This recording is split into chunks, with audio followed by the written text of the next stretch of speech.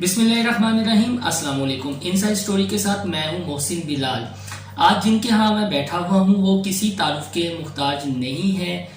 उनकी कई शख्सियात के कई पहलू हैं, लेकिन मैं as a social media vlog के हवाले से उनसे बात करूँ। सिर्फ ये है, मौजूआत इतने हैं, पहले किसी खुद ही आप कोई मौजू चुन लें जो आपका दिल करता है। जी आपका वी लॉग है और आप कैसे इसको लेके जाना चाहते हैं करें। ये जो पीस डील हुई है, इस हवाले से बातें कुछ ये हो रही हैं कि पाकिस्तान को कुछ हासिल करना चाहिए था। आपकी नज़र में पाकिस्तान ने कुछ हासिल किया है या अफगान ने हासिल किया है? नहीं सर, पाकिस्तान अफगान को तो मिला ही मिला है, लेकिन पाकिस्तान की बहुत बड़ी विक्ट्री है और पाकिस्तान को बहुत कुछ मिली है, क्योंकि अफगानिस्तान के वो सूबे जो पाकिस्तान के साथ लगते थे वहां रॉ ने अपने दफ्तर बनाए हुए थे और वहां से वो दहशतगर्दों को पाकिस्तान के अंदर भेजते थे। अब हमारा जिस तरह का बॉर्डर आपको पता है, एक पोरस बॉर्डर है अफगानिस्तान के साथ। तो हुआ क्या है कि इस डील के बाद हम इंडिया की कई बिलियन डॉलर की इन्वेस्टमेंट जो है ना वो खाता हो गई है बिल्कुल ही। और पाकिस्तान में अब दहशतगर्दी कम होगी, अफगान रीबिल्डिंग प्रोसेस में पाकिस्तान आएगा और फिर सेंट्रल एशिया रिपब्लिक्स जो है वो पाकिस्तान के लिए एक नई मंडी जो है वो बरास्ता अफगानिस्तान खुलेगी। सी पैक का भी अफगानिस्तान हिस्सा बन सकता है। तो पाकिस्तान के लिए तो बहुत अल्लाह ने करम कर दिया है। और सबसे बड़ी बात है कि जो पाकिस्तान बहुत अरसे से कह रहा था कि जी आप दोनों को बैठना पड़ेगा टेबल पे तब सुलह होगी और जंग के हम हामी नहीं है। तो पाकिस्तान का वो जो एक स्टांस था वो सारी दुनिया को मानना पड़ा। तो पाकिस्तान ने अपनी जियोपॉलिटिकल इंपॉर्टेंस भी जता ली है। पाकिस्तान ने बज़ाहिर आप समझे कुछ ना मांग के अपनी इज्जत भी करवाई है कि हम कोई ब्रोकर नहीं है कि हम प्लॉट बेचा है तो उसके पैसे ले रहे हैं। और पाकिस्तान खिते में अमन का एक बहुत बड़ा अब प्लेयर बन गया कि अब सुनना पड़ेगा पाकिस्तान को। और इंडिया का जो मकरू चेहरा है वो बहुत बुरी तरह बेनकाब हो रहा है। अच्छा, ये बताइएगा कि जब न्यूयॉर्क टाइम्स में हकानी नेटवर्क का आर्टिकल छपता है तो हमारे यहाँ खासतौर पर पीपल्स पार्टी की अगर बात करूँ तो उनकी जानिब से तनकीद का निशाना कुछ बनाया जाता है और इतनी खुशी का इजहार नहीं किया जाता। ताहम ये ज़रूर कहा जाता है कि हमसे डू मोर का मुतालबा करने वाले अब उनके आर्टिकल्स छाप रहे हैं। तो आपको लगता है कि जिस तरह इंडिया को ये पीस डील हज़म नहीं हो रही, वो तिल मिला उठा है और उसने अपने सफारती गोरे भी दौड़ाना शुरू कर दिए हैं, तो वो पाकिस्तान में भी कोई इस तरह की हरकत करेगा कि ताकि ये सियासी जो हैं लोग एक पेज पर ना आए? बात यह है कि इंडिया तो अपनी मौत मर रहा है और उसके अंदर जो कुछ हो रहा है पहले आप वो देख ले। दुनिया का सबसे बड़ा जेल उन्होंने कश्मीर को बनाया हुआ है और अब 250 दिन हो जाएंगे थोड़े अरसे तक। तो दुनिया को तो उनके अजाइम पता चल गए। फिर ये आरएसएस और हिंदुस्तान के नाम पे जो वो लोग कर रहे हैं, दिल्ली को आग लग रही है और पाकिस्तान इस वक्त पीएसएल खेल रहा है। हाँ। तो ये अल्लाह का करम नहीं है बहुत बड़ा। तो आपको पता चल जाएगा कि किसकी जीत हो रही है। इवेंचुअली हक और सच की जीत होती है। हिंदुस्तान और उसकी मुताबिक हुकूमतें जो है वो झूठ के ऊपर रही हैं, झूठे लोग हैं बेसिकली। और मोदी वगैरह मैं तो कहूँगा ओपनली का झूठा और घटिया इंसान है कि जो इंसानों को कत्ल करे और जो उस तरह से मारे। और आप देखें कल से अभी तक दर्जनों बच्चियां जो हैं वो घर नहीं पहुंची हैं। हम बुरे से बुरा ही सोच सकते हैं कि उनके साथ क्या हुआ है। तो वहां पे मजम्मत तक नहीं है इस बात की, बल्कि पुलिस उनको कवर दे रही है, ये कर रही है। तो हिंदुस्तान अब पाकिस्तान में इंशाल्लाह कुछ नहीं कर सकता। हाँ, पाकिस्तान के अंदर जो हिंदुस्तान के खुद साख्ता सफीर बन के बैठे हैं ना, मेरा तो उनको मशवरा है कि अब वापस चले जाए ना इंडिया, वहां जाके जरा अपनी दुकान चमकाए ना, फिर पता चले ना कि वहां पे कितनी उनकी डिमांड है। अच्छा, ये बताइएगा कि कहा जाता है कि शख्सियात चाहे किसी हिस्से से हो, किसी भी रीजन से उनका ताल्लुक हो, अगर वो अजीम है तो उनकी तारीफ करनी चाहिए। तो मुल्ला उमर की शख्सियत को आप किस तरह लेते हैं? बहुत बड़ा ये दुनिया देख रही है। अब चलिए, हम तो मुसलमान हैं, हमने तो तारीफ करनी। आप किस एंगल से देख रहे हैं और कोई मुलाकात भी सुने आपकी उनके साथ थी? देखिए जी, मुल्ला उमर जो है ना, मुल्ला उमर के मतलब आपको एक बात बताऊं कि जितने अरसे वो अफगानिस्तान एक वॉर रेविज कंट्री थी। रशिया आपको पता है वहां पे हो रहा था, फिर वो अमेरिका भी, अलाइड फोर्सेस भी आ गई थी। 4 साल में ये रिकॉर्ड पे है कि सिर्फ 3 खवातीन का रेप हो सका उधर। और मुल्ला उमर ने यह रूल कर दिया था कि कोई वेपन लेके अफगानिस्तान में नहीं फिर सकता था।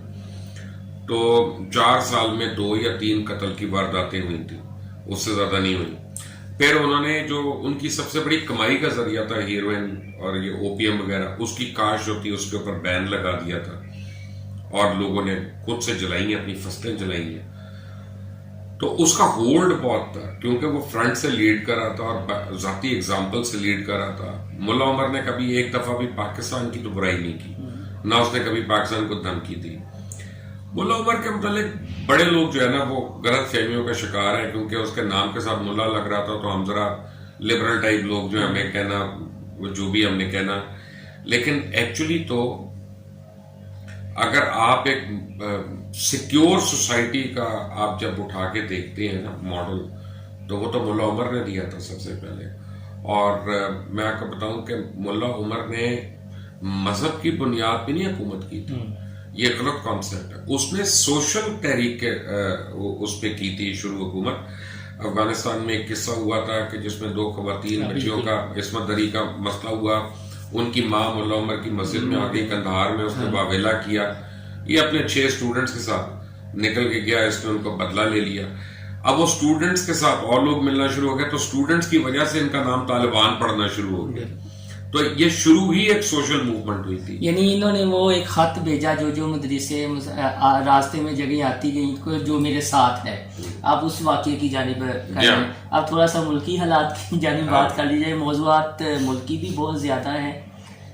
क्या कहेंगे कि पीस इनाम किसको मिलना चाहिए? मेरे ख्याल से तो तालिबान में से किसी को मिलना चाहिए। मैं आपको एक बात कहूं, क्योंकि डील तो उन्होंने की, पहले हमला भी उनके ही हुए, मारे भी उनको पड़ी, बदनाम भी वही हुए। अब आप डील भी उनसे कर रहे हैं, इसका मतलब आपने उनको मान लिया, आपने उनको लेजिटिमेट कर लिया कि आप तो लीगल हो गए ना, लेजिटिमेट हो गए, आप टेबल पे आपने बिठा के दस्तखत कर लिए उनके साथ। तो अगर वो कहते हैं कि जी हमें इसके एवज इतने पैसे दो, या ये जुर्माना दो, और ये माजरतनामा दो, और ये माफीनामा दो, तो डील तो ना होती। तो पीस करने में सबसे ज्यादा नुकसान किस मुल्क का हुआ? अफगानिस्तान का। सबसे ज्यादा यानी बुरे कौन बने? अफगान। तो अब मेरा मतलब है कि अगर उन्होंने उसके बावजूद अगर पीस कर ली, तो किसको आपको अवार्ड देना चाहिए, आप सोच लें। अच्छा, ये बताइएगा, आपने एक प्रोग्राम किया था जिसमें आपने टॉप तर्जुमान बताए थे कि सबसे बेहतरीन सियासी जमातों के तर्जुमान कौन है, कायरा साहब को आप। इसी तरह आपने एंकर्स का भी नाम बताया था। अब भी वही आपकी नजर में या चेंज हो चुके हैं? देखिए, ऊपर नीचे होते रहते हैं सारे, और वो हम इस तरह से नहीं बता रहे थे कि ये ऑल टाइम है। हमने कहा कि जी इस साल में जो बतदरीज ऊपर रहे हैं या ज्यादा जिन्होंने मुतहर्रिक रहे हैं, मसलन आप देखें अब 2019 में पीपल्स पार्टी की स्पोक्स पर्सन जो हैं वो बहुत साइलेंट रहे हैं। पीपल्स पार्टी ने कुछ ज्यादा मौकफ नहीं दिए, जो दिया बिलावल साहब ने खुद ही आके दिया पार्लियामेंट में या वैसे। लेकिन नून लीग के उसके बरक्स जो है वो मरियम औरंगजेब है और मलिक मोहम्मद अहमद जो है, ये दोनों ने बहुत ज्यादा काम किया और बड़ी मुश्किल विकेट पे इन्होंने स्पिन किया, अपनी पार्टी को डिफेंड किया, अपनी पार्टी के लीडर्स को डिफेंड किया। तो अगर अभी आप लेंगे तो मेरा ख्याल है नून लीग के स्पोक्स पर्सन जो है वो बहुत बेहतर है और बहुत आगे हैं। एंकर्स में जहां तक ताल्लुक है, देखें 2 तरह की बातें आ जाती हैं। एक तो एंकर होते हैं अच्छे और एक लेवल पे हैं काफी एंकर्स, यानी ये नहीं होता कि ये 1 है, ये 2 है, ये 3 है। बेसिकली 10 लोग 1 होते हैं, 10 लोग उसके नीचे होते हैं, उस तरह होते हैं। लेकिन जाती दोस्तियां भी तो आती हैं ना। ये कैसे हो सकता है कि मैं इस मुआशरे का हिस्सा हूँ, मेरी जाती दोस्ती मुझे अफेक्ट ना करे? क्योंकि जब कामरान खान के हवाले कामरान शाहिद के हवाले से आप करने लगे थे पॉइंट के कौन है, तो थोड़ा सा जुमला भी आपका वो दोस्ती वाली स्टाइल वाला ही था। तो अब थोड़ा सा कामरान शायद, मैं हमेशा से ये समझता हूँ कि कामरान एक्चुअली जब कामरान ने शुरू किया था ना एक्सप्रेस, हाँ जी बिल्कुल, तो कामरान शाहिद ने हम इसके प्रोग्राम्स रिकॉर्ड करते थे। ये आज मैं बता रहा हूँ जो किसी को नहीं पता, मैं कामरान को भी नहीं पता, कामरान शाहिद को। और हम इसके प्रोग्राम रिकॉर्ड करते थे क्योंकि देखें हमें कंपटीशन जो होता है ना उसको देखना पड़ता है कि कौन किस तरह ऊपर आ रहा है और किस तरह अपनी ग्रिड बना रहा है।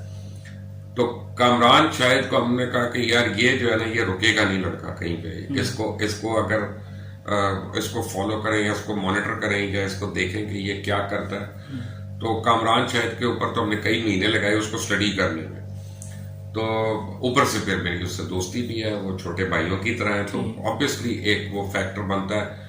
बट बेइंतहा टैलेंट है उस बंदे में। यानी कई लोग हैं जो अपनी चॉइस ऑफ टॉपिक्स की वजह से शायद इतने यानी उनको इतनी वाइड पॉपुलैरिटी नहीं मिलती, क्योंकि वो वक्त के जो पॉपुलर लोग हैं उनकी साइड पे नहीं होते।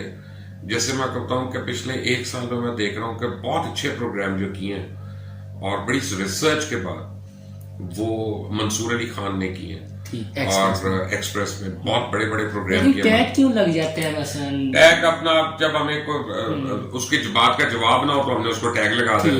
लेकिन आप मंसूर की या तो बात का जवाब दे दें जाके कि जो कह रहा है सही है कि गलत है, वो तो आपके हवाले दिखा रहा है। इसी तरह अरशद शरीफ है, आपकी मर्जी, आप उसको टैग लगा दें, लेकिन अरशद शरीफ की बात का जवाब दें, मंसूर की बात का जवाब दें। यू नो वो आपके पास है नहीं, वो अपनी पूरी रिसर्च करके आते हैं। तो मेरे ख्याल में पिछले साल में ये दोनों जो है ना, अरशद खास तौर पे और मंसूर अली खान, ये बड़े प्रोमिनेंट रहे हैं। पीटीआई में कौन सा वजीर तर्जमान जिसे आप कहते हैं कि यार ये पार्टी को अच्छी तरह डिफेंड कर पा रहा है या ये पार्टी को खराब कर रहा है?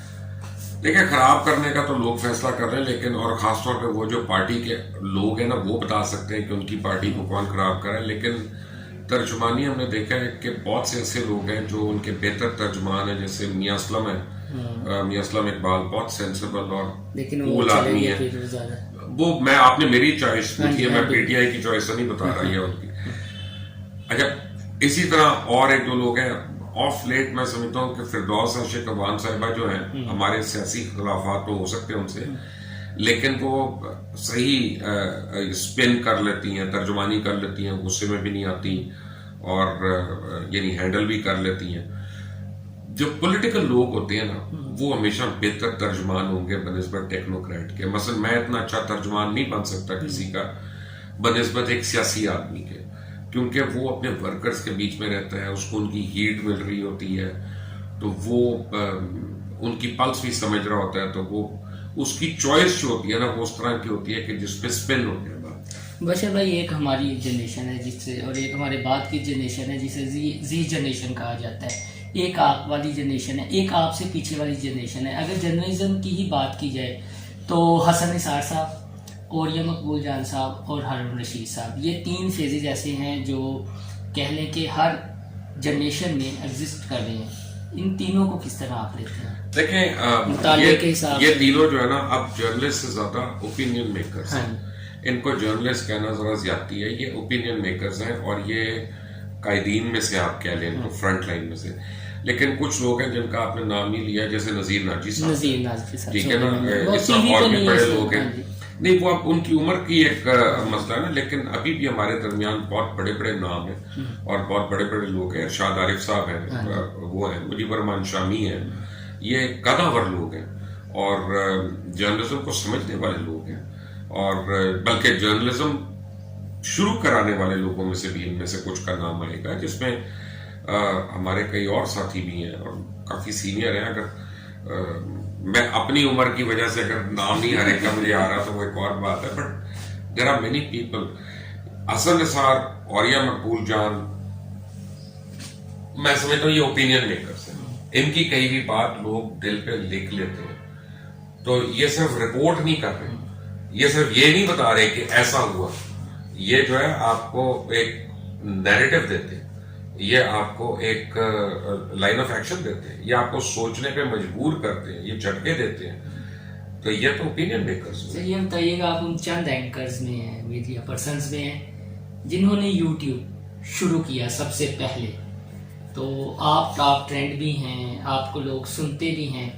आपके बाद हमने देखा तलत हुसैन साहब ने यूट्यूब बना लिया, रऊफ क्लासरा साहब आ गए, अब जो है वो साबिर शाकिर साहब आ गए हैं, समी इब्राहिम साहब आ गए हैं, जो ये लैड है एंकर्स की।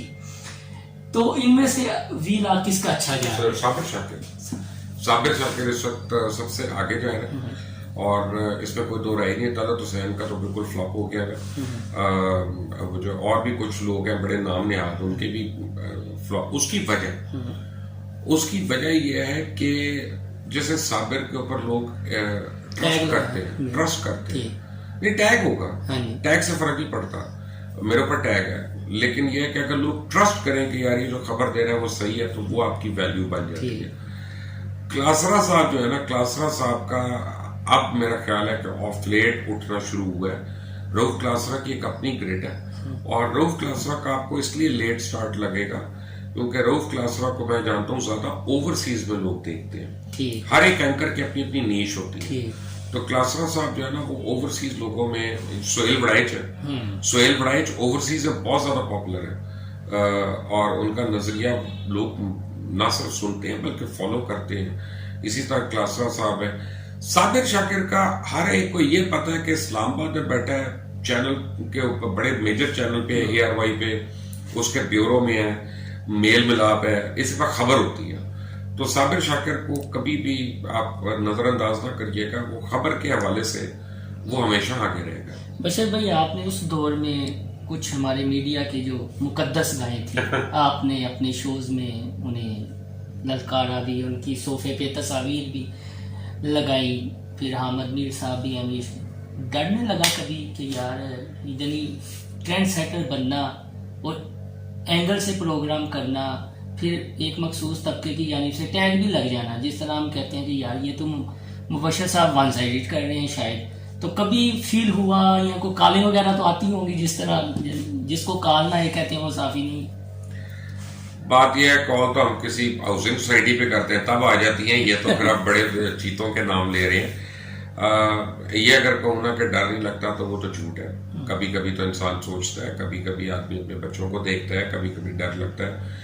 खासतौर जब आपके घरों में पुलिस के छापे पड़ रहे हों, आपके ऊपर कभी फायरिंग हो जाए, तो ये कोई छोटी बातें तो नहीं है ना। ये MQM के लोग पकड़े जाएं और उनके पास लिस्ट बरामद हो, तो पहली लिस्ट पे आपका नाम हो जो हाई कोर्ट में सबमिट हो कि जिनको मारना था इन्होंने, तो ऑब्वियसली एक प्राइस तो इसकी है पे करने की। लेकिन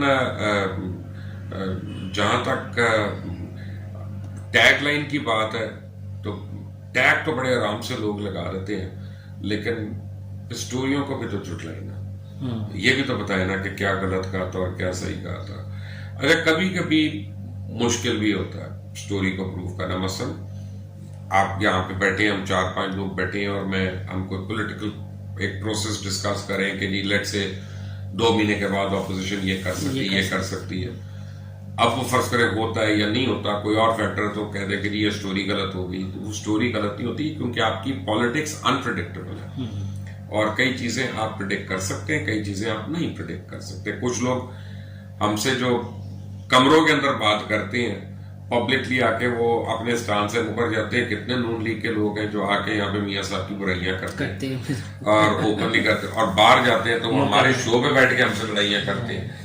कितने लोग हैं जो PTI के उस्मान बुजदार की और महमूद खान की बुराइयां करते हैं, यहाँ पे सामने जाके उनके साथ वो बैठ के चाय पी रहे होते हैं और आगे पीछे कर रहे होते हैं। तो ये आपको पता है, सारों का पता है, अब हम उस पर क्या कह सकते हैं। अब आपने खुद ही जिक्र किया महमूद खान का, पिछले दिनों वो क्लिप वायरल हो गया। अब देखे ना, आपको इससे ज़हनियत पता चलती है ना कि एक चीफ मिनिस्टर है और वो लॉलेसनेस के मुतालिक किस तरह बात कर रहा है। ये तो हुकूमत वक्त के लिए लम्हा फिक्री है मेरे से ज्यादा, और कानून नाफिज करने वाले इदारों के लिए लम्हा फिक्री है मुझसे ज्यादा। मैं खुल के एक बात करूंगा कि जब आप वाला वाकया होता है तो सोशल मीडिया पर ये था कि यार चूंकि इनके कर्ता धर्ता एक ही है, ठीक है, ये इनकी आपस की लड़ाई है। ये आपस की लड़ाई थी या कानून के मुताबिक वजीर चाहे जितना मर्जी पावरफुल हो, कार्रवाई होनी चाहिए कि जिसको। मैंने तो पर्चे की एप्लीकेशन दी भी है। अब जब पर्चा कटेगा तो पता चलेगा, नहीं कटेगा वो भी तो फिर नून लीग में इनमें फर्क क्या हुआ? मेरा नहीं ख्याल कि नून लीग वालों ने कभी इस तरह की है। पीपल्स पार्टी ने भी नहीं किया। नहीं, पीपल्स पार्टी तो बड़ी सोबर पार्टी रही है। पीपल्स पार्टी जो है ना, जितनी आसिफ जरदारी साहब के ऊपर हम लोगों ने बातें की हैं, वो उसके बावजूद हमें स्माइल करके ही मिलते रहे हैं, तो वो ऐसी बात नहीं है। देखिए बात क्या है,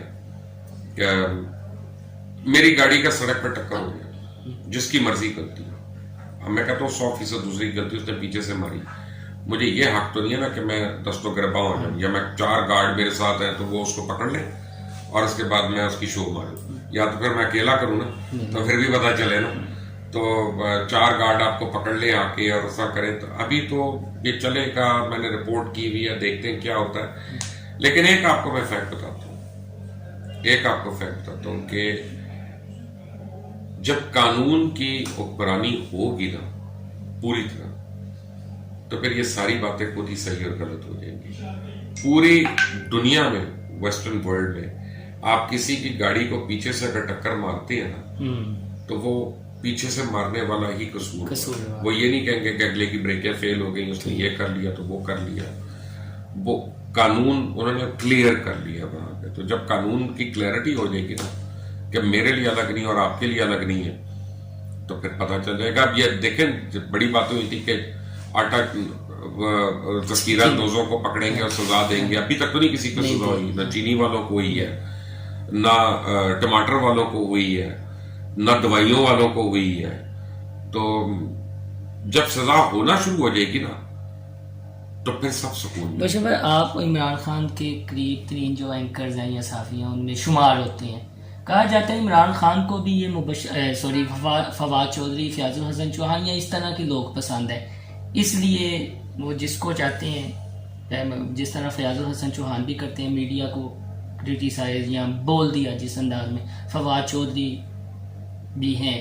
तो क्या इमरान खान को वाकई ये पसंद है या ये चाहते हैं कि धक्का मिले, इमरान खान भी जाते हैं? नहीं, इमरान खान बाय नेचर एक स्ट्रॉन्ग आदमी है। बाय नेचर वो, क्योंकि उसने जिस तरह से गेम खेली है, वो अग्रेशन में तो खेलता है। लेकिन ये कहना कि वो बदतमीजी को किसी को पसंद करता है या इंडोर्स करता है, ये गलत बात है। ये ऐसी बात नहीं है। इमरान खान की अपनी जिंदगी में तो ऐसा कोई वाकया नहीं हुआ कि वो वहां पे कहीं उसने कानून को ब्रीच किया हो या कुछ किया हो।